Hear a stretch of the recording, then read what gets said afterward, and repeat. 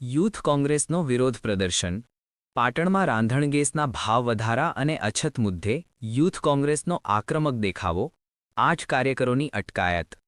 બગવાડા દરવાજા પાસે યુથ કોંગ્રેસે ચક્કાજામ કરી સરકાર વિરોધી સૂત્રોચ્ચાર કર્યા પાટણના બગવાડા દરવાજા વિસ્તારમાં યુથ કોંગ્રેસ દ્વારા રાંધણ ગેસમાં થયેલા ભાવ વધારા ગેસના બાટલાની અછત અને વધતી જતી મોંઘવારીના વિરોધમાં દેખાવો કરવામાં આવ્યા હતા આ કાર્યક્રમ દરમિયાન પોલીસે 8 જેટલા કાર્યકરોની અટકાયત કરી હતી પાટણ શહેરના ઐતિહાસિક બગવાડા દરવાજા પાસે જિલ્લા યુથ કોંગ્રેસ દ્વારા મોંઘવારીના મુદ્દે ઉગ્ર વિરોધ પ્રદર્શનનો કાર્યક્રમ યોજવામાં આવ્યો હતો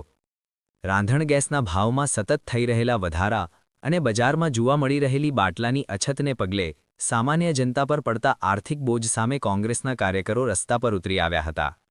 પ્રદર્શનકારીઓએ ભાજપ સરકાર વિરુદ્ધ સૂત્રોચ્ચાર કરી પોતાનો રોષ વ્યક્ત કર્યો હતો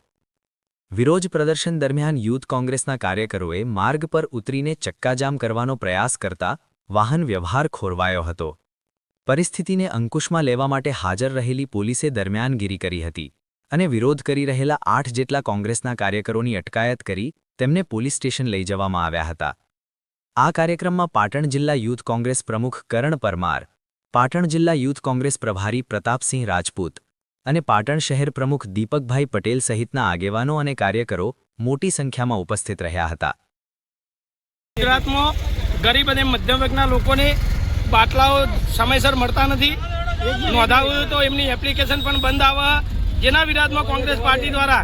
ગરીબ પ્રજાને ઝડપથી બાટલા મળી રહે અને ઓનલાઈન પ્રક્રિયા જે ચાલુ છે એ ઝડપથી ચાલુ થાય અને લોકોને જે પહેલા એક જ દિવસમાં બાટલો આવી ગયો હતો એ બાટલો એક જ દિવસમાં મળી રહે તો લોકોને પોતાના પરિવારનું ગુજરાન ચલાવવામાં સરળતા રહે માટે આજે કોંગ્રેસ પાર્ટીએ લોકોને સરળતા માટે ઝડપથી બાટલો મળી રહે માટે વિરોધ પ્રદર્શન કર્યું છે